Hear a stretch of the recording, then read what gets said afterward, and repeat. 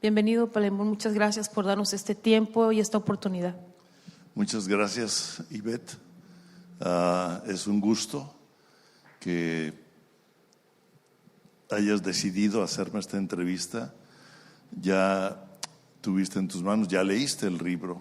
Sin embargo, al comentarlo te has dado cuenta que es mucho más allá. Mucho más, así Sí. es. Ajá. Muy bien, pues antes de entrar en tema, vamos a dar lectura a la biografía del arquitecto Palemón Camus. Él es arquitecto graduado de la Universidad Autónoma de Nuevo León en el año 1970, diseñador e inquieto visionario que ha sido pionero en diferentes proyectos a lo largo de su carrera. Entre ellos ha formado agrupaciones, ha fundado escuelas y centros de investigación. Comenzó su carrera en México como profesor de la Universidad de Ciudad Juárez en Chihuahua, donde fundó la Escuela de Diseño de Interiores. Posteriormente fue maestro en la Universidad de Morelos en Cuernavaca. Hizo estudios en acústica y recibió el cargo de director de obras públicas en Cabo San Lucas, en donde además de participar en la planificación de la ciudad, ejecutó proyectos privados, comerciales y gubernamentales. Organizó la primera cumbre latinoamericana sobre energía solar en Baja California Sur. 2 de sus proyectos arquitectónicos fueron presentados y publicados en el libro de Bellas Artes y Arquitectos de México. En 1977 se le reconoció y otorgó un premio por parte del Instituto Mexicano de Oceanografía por la expedición marítima de México a España, con una duración de 5 meses titulada El hombre y la mar. El equipo de supervivencia diseñado por Palemón Camus fue probado durante este esfuerzo. Las embarcaciones diseñadas por Palemón Camus son diseñadas al estilo del siglo XIV y el equipo de supervivencia actualmente se exhibe en el Museo de la Magdalena en España. Esta expedición está registrada como el remolque más largo de la historia por medio de un barco de vela. De 1979 a 1984 fue fundador y director del Centro de Investigación para la Supervivencia del Hombre en la Mar, por medio del cual hicieron estudios de supervivencia para las plataformas marinas de petróleos mexicanos, lo que conocemos como Pemex. En 1986, junto con su esposa Patricia, se graduó en Teología Práctica en el Instituto de Cristo para las Naciones en Dallas, Texas. De ese año, 1986 al 91, fue director y fundador de Amistad Cristiana, Asociación Civil, en la ciudad de La Paz, Baja California Sur, en México. Una asociación con fines de apoyo a la familia, drogadictos y personas privadas de la libertad. Actualmente esta agrupación lleva el nombre de Redes Vida Cristiana Asociación Civil. En 1998 fundó la Escuela Bíblica en Español de Cristo para las Naciones en Dallas, Texas, de la que también fue maestro, y en el año 2006 dejaron la dirección del instituto para iniciar Renacimiento Cultural Foundation, de la cual actualmente es presidente. Esta organización tiene como propósito impactar una cultura que transforme un estilo de vida.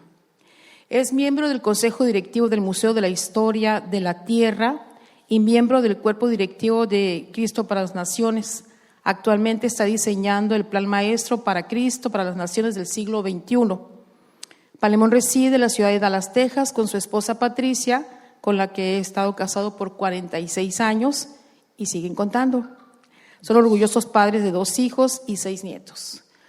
Muchas felicidades, Palemón, por este importante trayectoria en tu carrera como arquitecto, pero también en una aportación muy valiosa, no solamente para los mexicanos, para Baja California Sur y también para Cabo San Lucas en sus primeros años de ser una pequeña ciudad, pero lo que hoy conocemos como un gran emporio turístico que a nivel mundial se ha colocado como un destino de preferencia mundial. Sí, para nosotros fue un privilegio haber participado en la planeación, en la dirección de obras públicas, ser parte de los inicios de este rincón, de esta esquina, yo le llamo esquina, no es un rincón, de nuestro país, hermosísimo, y nuestro corazón está muy ligado a Baja California Sur. Inclusive muchas personas piensan que somos de Baja California Sur, porque como que aquí tomó un auge hubo un cambio en nuestra vida donde inició otra etapa. Perfecto. Oye, de esa etapa es de la que estamos hablando precisamente. De esa etapa estamos hablando. Muy y bien. estamos ahorita en esta nueva época de los libros. Qué rica oportunidad que desde el fin de la tierra, Finisterra, como se le conoce a Cabo San Lucas, nos hace el privilegio y el honor de presentar esta interesante propuesta, Ribro. Muchas gracias, Palemón, por pensar en este rincón de la tierra que al mismo tiempo es una punta de lanza en este proyecto editorial. Felicidades. Gracias. Muchas gracias. Palemón, platícanos cómo surge esta idea de la siguiente página. ¿Qué es esto? Platícanos de esto. Ok, siguiente página surge como un pensamiento de nuestra vida, de nuestra historia. Yo tuve el privilegio de diseñar el Museo de la Historia de la Tierra. Entonces, era muy complejo pensar en un museo de la historia de la Tierra. Era enorme, ¿no? Entonces, tuve que dividirlo en 4. Soy parte del consejo de este museo. Durante 3 años estuvimos discutiendo cómo hacerlo. Es muy amplio, es muy grande, hasta que vimos la historia comienza, la historia es impactada, la historia es dividida, la historia continúa. Y me di cuenta de que la historia es una línea del tiempo, donde nosotros somos parte de. Y hay una historia general en donde nosotros participamos en un momento. Por eso digo, siguiente página, todos somos parte de una historia. Así es. Pero nuestra propia historia siempre tiene una siguiente página que Dios quiere escribir con nosotros. Qué valioso encontrar que tienes la oportunidad de ser protagonista o participar de una manera activa en algo nuevo. Palemón, platíquenos qué es Ribro, cómo nació Ribro, hacia dónde nos lleva Ribro, qué es en sí Ribro. ¿Qué es? Ribro. Por ahí en la página que pueden ver, siguientepágina.com, tenemos un video de realmente cómo inició la idea. Yo he hecho estudios bíblicos, he hecho estudios de diferentes temas y estaba haciendo varios de ellos cuando comencé el posgrado de una maestría en artes visuales allá en la en Dallas, Texas, y se mezcló. Comencé a ver imágenes, comencé a producir el lenguaje con imágenes gráficas. Dios acercó a mi alrededor. Siempre me ha dado un muy buen equipo de trabajo, por lo que yo logro. Yo no puedo hacer esto solo. Sí, es trabajo. Sí, no tengo la capacidad de hacer esto yo solo.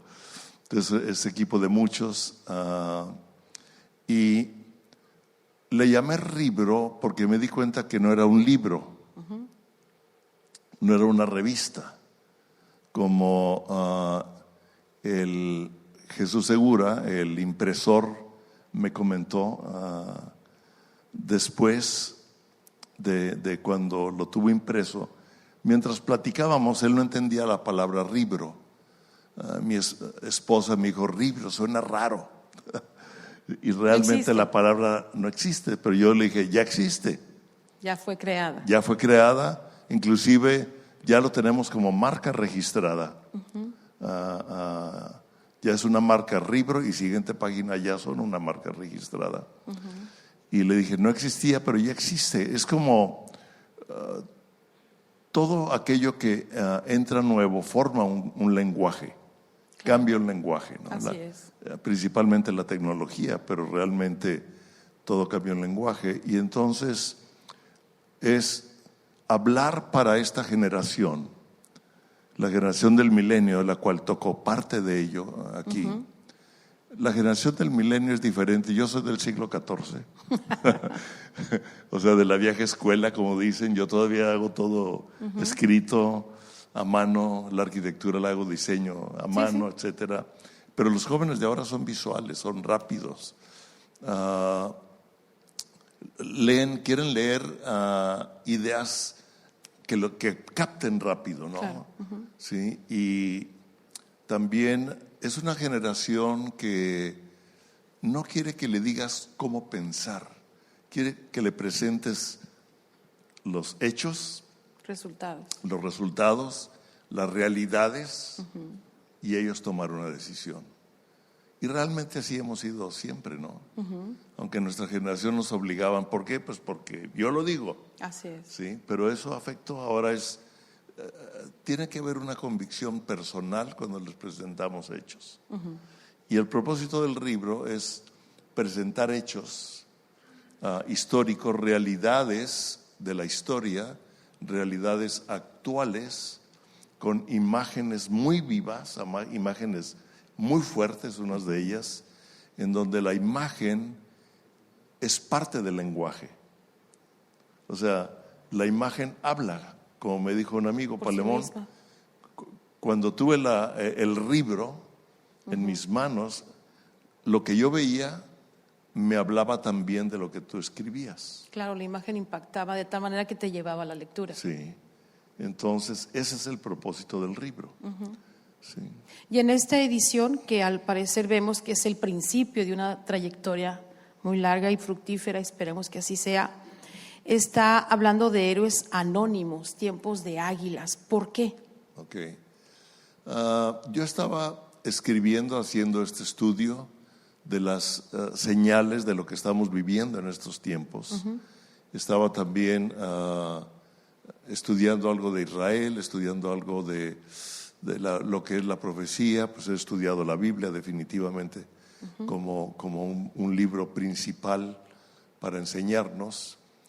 Y cuando leí un artículo que escribió Enrique Krauss durante cuando el temblor de México, y él le llamó a la generación del milenio héroes anónimos. Y dije, así lo veo, y tuve la seguridad de que en este momento Dios está levantando una generación de héroes anónimos, y comencé a meditar en ese tema. ¿Esto qué significa? Que cada quien desde su trinchera, de donde sea su partida, su punto de vista, puede aportar. Quiere decir que héroes anónimos, como se puede leer aquí, lo podemos leer aquí, es que aunque no seamos famosos, todos somos parte de una historia, de una historia y de traer una respuesta a las necesidades del mundo. Es decir, aquí estoy, esta es mi aportación, o qué puedo hacer yo. Sí, como él lo dice en su artículo y yo lo digo ahí, o sea, a mí me encantó, si ustedes lo vean, se llama Acá estamos, ahí traigo las referencias.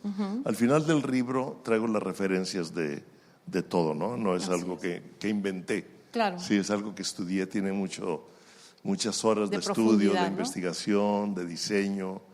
O sea, el libro no es solamente vas a poder leer algo valioso, con imágenes y textos. Es algo que te lleva a la investigación, algo que te lleva al estudio, a cuestionarte también. A cuestionarte. Sí. Como diciendo, ¿yo qué estoy haciendo en este tiempo de la historia? Y estoy viendo las señales que hay a mi alrededor, que fueron escritos todos estos elementos siglos atrás, que a nosotros, como generación privilegiada, nos está tocando ser testigos de esas señales. De lo que ya estaba escrito. De lo que ya se dijo. Lo que ya se dijo. ¿Qué pasaría? Así es. Y si tú te das cuenta, las señales realmente son para entender cómo vivir y qué vivir en la época que nos corresponde. ¿Sí? Es como la salida del sol podría ser una señal de que ya amaneció. Sí. O sea, ya empieza el día, ¿no? Empieza determinada actividad. Sí. Okay. También vemos que es importante decir que en esta oportunidad estás haciendo referencia en este libro a México. ¿Por qué México, Palemón? ¿Qué significa que México, en el contexto mundial, en un mundo tan globalizado, el libro le está dedicando esta primera edición a México, una gran nación? Pues yo creo que primero porque amo México. Soy mexicano, que vivimos en Estados Unidos, sigo siendo muy mexicano, y al estudiar, al o al reestudiar, porque la había estudiado en la primaria, ¿verdad? Claro. La historia de México, de los mexicas, etcétera. Sí. Y al estudiar el escudo nacional, el himno nacional, a la luz de las escrituras, no, dije, esto es impresionante. Sí. Porque me di cuenta cómo realmente México nació en el corazón de Dios. Cuando los mexicas, su Dios les dijo, caminen y verán esto. y no sabían a dónde iban, tipo Abraham. Sí, camina. Digo, camina, No sabes y a dónde no vas, sabes a dónde vas. Y cuando encuentren un águila devorando una serpiente parado sobre una roca, un opal, ahí voy a empezar una gran civilización, sí. Y ahorita es el tiempo de la transformación de esa civilización para aportar al mundo lo que Dios decidió. México es ahorita una nación muy importante, por eso tanto ataque, por eso al final también digo, en medio de tiempos difíciles, que son los que estamos viviendo actualmente. Estamos viviendo tiempos difíciles, mundial, pero en México sabemos. ¿Sí? Dice, México, una gran nación que no se rinde porque la viven los mejores. Con el dedo de Dios se escribió. Estoy plenamente convencido. El himno nacional es una convocatoria y es decirle, México, aquí estamos, ¿no? O sea, un soldado en cada hijo te dio. Y el dedo de Dios escribió. O sea, hay frases que son un canto digamos, de fe, de esperanza, de decir, sí, yo participo, yo le entro. La raza de bronce, como se le conoce a nivel mundial. Entonces, el que esté haciendo esa convocatoria a Ribro y analizando a profundidad y llevándonos a ese estudio de lo que es nuestro himno, de lo que es la historia de México, pues también se representa en un compromiso para los mexicanos. En un compromiso bajo un entendimiento. Es muy difícil tomar un compromiso en algo que no entiendo. Que no conoces. Sí, entonces es muy importante entender el origen, tomar la identidad para ejecutar un compromiso. Claro.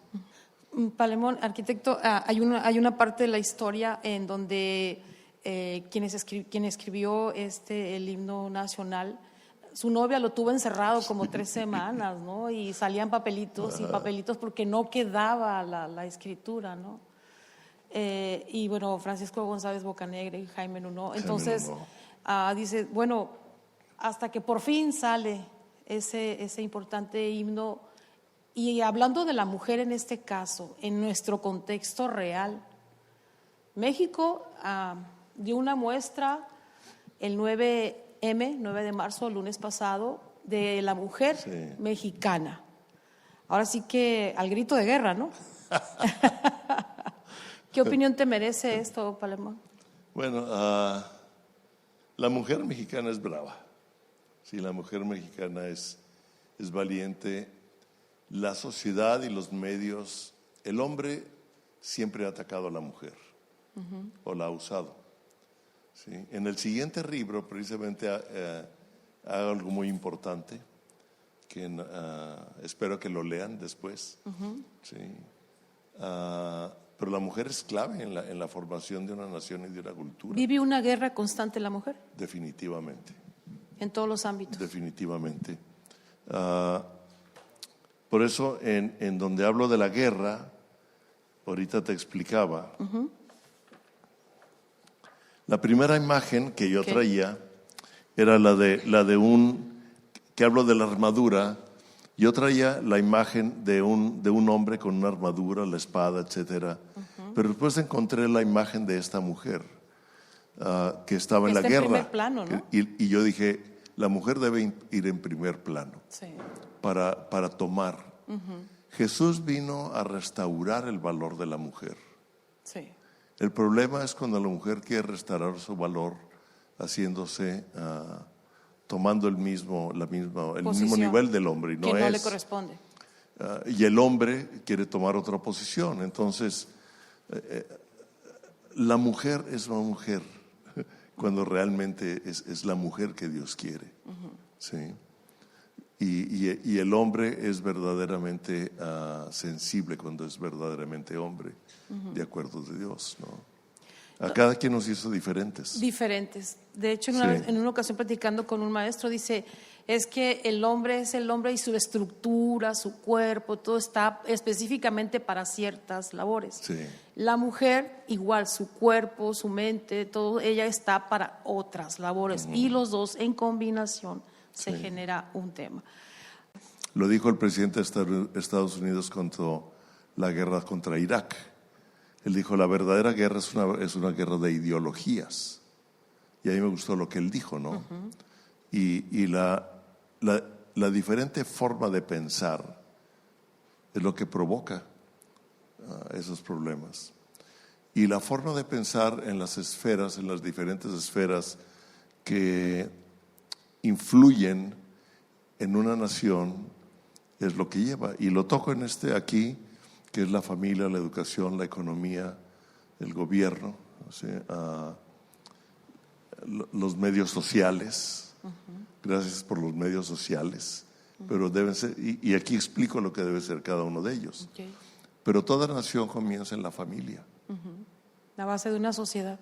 La base de una sociedad es la familia. Y planeada como un diseño perfecto de Planeada de acuerdo al propósito de Dios. Sí.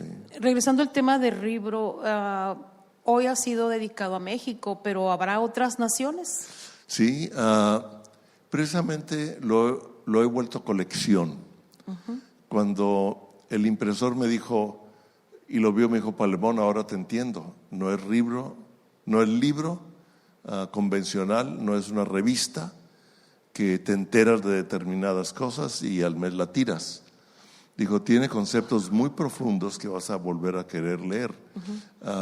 Tienes que hacerlo como una colección, tiene la calidad de colección. Entonces ahí hice un cambio, la segunda edición del libro trae unos ligeros cambios como la portada y le llamo Primero. Y es una colección de libros que estoy haciendo. Ahorita ya tengo 6 en el horno, 3 bastante avanzados, que los anuncio aquí. Al final, Nuestra vida, una obra de arte en proceso. Muy interesante, esa me la inspiró mi nieto. O sea, Nuestra vida, una obra de arte en proceso. Sí. Y somos parte de una historia. Y somos parte de una Estamos historia. viviendo una actualidad, una realidad. Y al ser parte de eso, está la invitación a ser partícipes. Y a ser partícipes somos parte del proceso. O sea, realmente el libro... O sea, no te pierdas de la oportunidad de ser parte de esto. No, aquí lo hablo, hay una invitación. Algo interesante del libro es que se entrelaza, se mezcla. Cuando vas en una página más adelante, digamos la 13, 14, 15, te das cuenta que tienes que unir lo que dije ahí con lo que digo en una página anterior o antes. Claro. Y después vuelves a regresar y esto te afirma aquí. Entonces, los escritos se entrelazan para poder captar el todo. Y trae un origen y trae un final, o sea, un final. Claro. Pero todo se entrelaza para formar parte.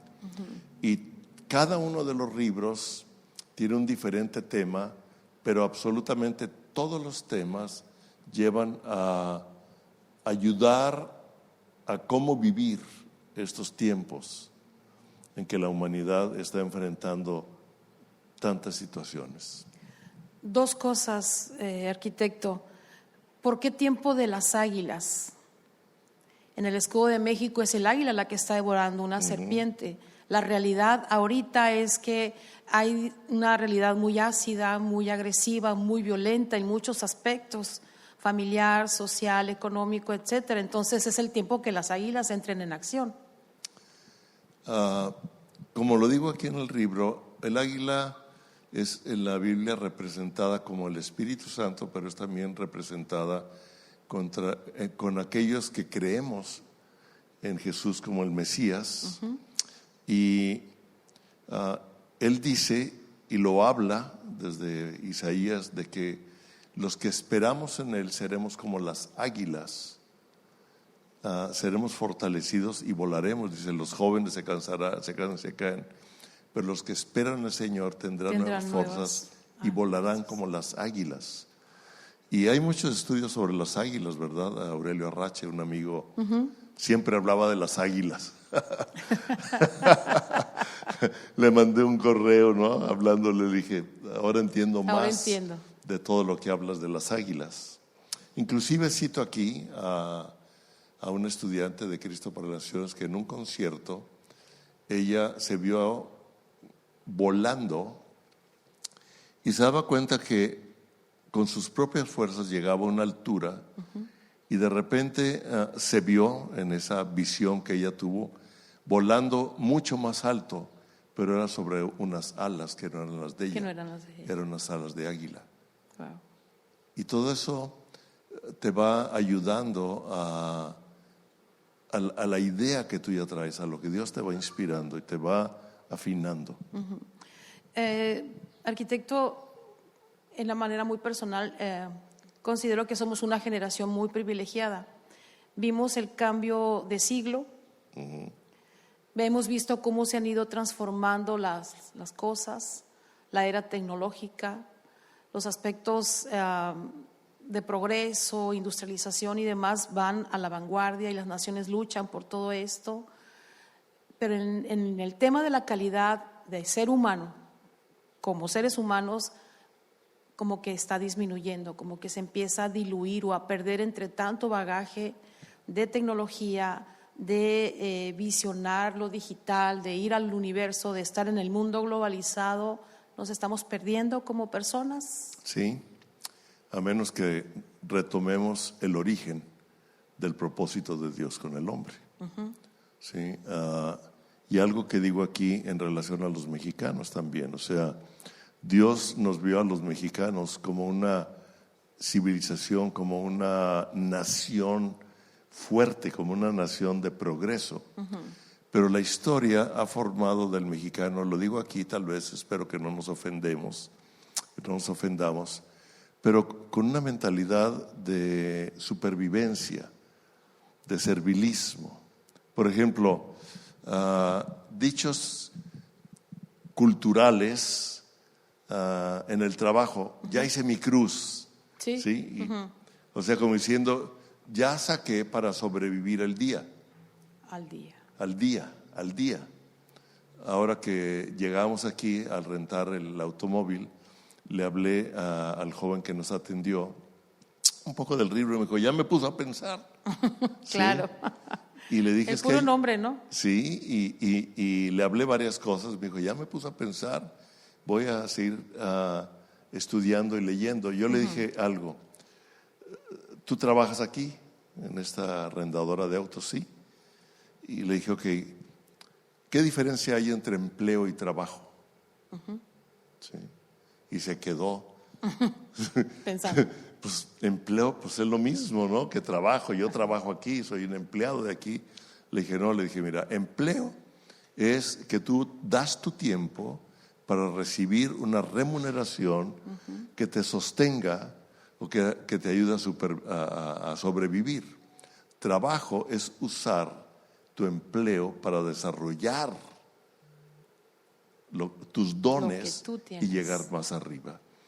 Y los mexicanos necesitamos cambiar la cultura, la mentalidad de que somos mucho más de lo que creemos que somos y desarrollar ese potencial en cualquier lugar en el que desarrollamos nuestra vida para llegar al nivel. Y eso es algo generacional, porque si una generación no cambia su cultura y la transmite a la siguiente generación como una cultura mayor que la que él vivió, no vamos a transformar una nación.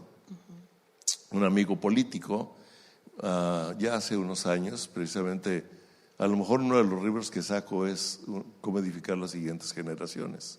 Que sería una propuesta muy valiosa y urgente. Y urgente, porque precisamente los padres que están educando están perdiendo ese propósito. Un hombre, cuando una mujer tiene un hijo varón, pero cuando tiene una hija mujer, está educando generaciones. En los dos está educando generaciones. En los dos. Los dos. Sí. No hay división, no hay pleito. En los dos. Cada quien haciendo Cada su quien hace parte, lo suyo. cumpliendo su rol. Para poder edificar generaciones. Okay. Sí. Vemos que las empresas, las naciones, se proyectan a 50, 100 años para trabajar en análisis prospectivo hacia dónde quieren llegar. Sí. La sociedad como que a veces como que se ha perdido un poquito de esta dinámica, hablando precisamente de las herencias generacionales. En la palabra de Dios, en la Biblia, ya viene establecido. ¿Cuál sería su planteamiento? Pues ya estamos cambiando de tema a generaciones, pero es importante mencionarlo porque aquí hablo de cómo tenemos que formar a las generaciones que sigue. No me profundizo en el tema, nomás lo nombro. Okay. Sí.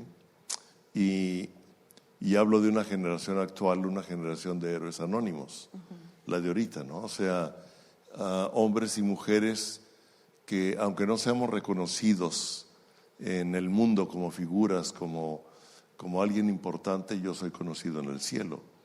Y lo importante es que yo ejecute eso.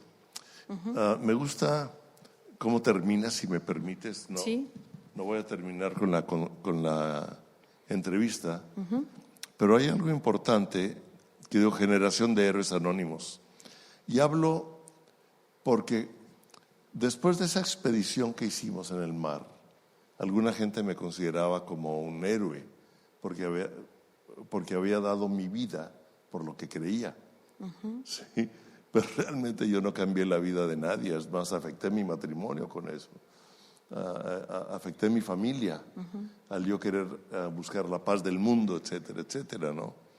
Y pongo, un héroe es alguien que está convencido de lo que cree y sostiene una forma de vivir en medio de las adversidades. ¿Sí? Wow. Y lo cree y lo sigue y lo busca, lo construye. Y lo ejecuta. Sigue, lo busca. La palabra de Dios es la clave de mis convicciones. Si nosotros no formamos, como le digo aquí, una generación formada por valores absolutos, no va a haber una transformación. Y un héroe anónimo es aquel que vive esos valores absolutos en medio de las adversidades de una sociedad antidios. Digo, una revolución armada, porque hablo de la reforma. México seamos parte de la reforma. Sí. Una revolución armada produce un cambio de gobierno, pero el verdadero cambio es cuando el corazón del hombre es gobernado por Dios. O sea que la revolución o el cambio, la reforma sería de adentro del ser humano hacia afuera. El corazón de Dios el corazón del hombre transformado y gobernado por Dios. Este para mí fue el resultado de un estudio. Tomé un curso sobre los diferentes tipos de gobierno. ¿Sí? El gobierno en la familia, el gobierno civil y el gobierno de la iglesia. Y en pocas palabras esta fue la conclusión. Ningún sistema de gobierno funciona mientras el corazón del hombre no está gobernado por Dios. Y podemos hacer revoluciones, podemos hacer etcétera. Y digo, la reforma, y aquí está la clave, viene por medio de la expresión de un corazón transformado en medio de una sociedad necesitada. ¿Qué es lo que estamos viviendo actualmente? ¿Qué es lo que necesitamos vivir? Eso, actualmente. En una sociedad con tantas necesidades, un corazón transformado se expresa en diferente forma, de acuerdo a los dones que Dios nos ha dado. Como artista, como periodista, como político, como maestro. Pero mi corazón transformado y gobernado por Dios, al expresarse en medio de las necesidades, trae una restauración y una respuesta para transformar una nación. Es clave. Clave totalmente. Es clave. Finalmente, Ribro representa no solamente una invitación a leer, representa un reto. Así es. ¿Qué le dice usted a los mexicanos, a los baja californianos, ¿Qué pueden encontrar en ese libro que los lleve a ellos a ser precisamente agentes de cambio y con esa leyenda, héroes anónimos, pero con el compromiso de hacer algo? Es un libro que los va a ayudar a entender, Claro. ¿sí? Y precisamente como tú dices, a profundizar. Y es lo que yo digo al principio también. El propósito no es nada más informar, no es nada más dar a conocer algo, sino llevar al lector a que investigue, a que profundice en los temas y estudie las diferentes partes de los contenidos para que pueda existir y ser parte de ese cambio. A una persona le decía, mira, yo no quiero dar un Gerber, porque el Gerber no forma hombres, No, forma niños. un poco. ¿Sí? El hombre necesita alimento más sólido, lo dice la palabra de Dios, ¿verdad? Necesitan alimento sólido. Entonces los mexicanos necesitamos ser hombres de estudio, de profundizar, de entender los valores absolutos que van a poder dirigir una nación. No podemos vivir valores cambiantes. Cada persona, de acuerdo a las filosofías, tiene determinados conceptos de su verdad, pero no puede haber muchas verdades. No, No, así es. no puede haber muchas verdades. Nos perdemos, ¿no? Nomás es una. Hay una. Y como mi esposa lo dijo y lo saco aquí, dice, el camino no es un destino, la vida no es una filosofía. La verdad no es una filosofía y la vida no es una existencia. El camino, la verdad y la vida es una persona, Jesús. Que es Jesucristo. Finalmente, su invitación a Baja California Sur. ¿Qué le dice a los sudcalifornianos? Que conozcan el camino, la verdad y la vida para poder ser transformados y caminar en la verdad. Muy bien, pues le agradecemos mucho que haya estado con nosotros y nos haya permitido este encuentro. Pues usted ya escuchó, tenemos un compromiso y una invitación para leer, estudiar, profundizar y comprometernos con la vida, comprometernos con Ribro, comprometernos con mi parte en la historia y en el tiempo que estamos viviendo en la actualidad. Y no tener temor, ¿No? sino ser atrevidos y participar. Tenemos que ser atrevidos, ¿no? Y no es, te voy a decir algo, no es tanto un compromiso con el libro, sino que el libro sea una herramienta. Claro. ¿Sí? Lo estoy haciendo como una herramienta para ayudarnos, ¿no? a ir más allá. Okay. Así como hay diferentes herramientas, pero la Biblia es el número uno. Muy bien, pues ese es el camino, la verdad y la vida. Así es. Muy bien, muchas gracias por habernos permitido esta mañana. Gracias también al arquitecto Palemón. Y bueno, pues ya tiene usted una propuesta muy diferente. Lo invitamos a que la estudie y analice.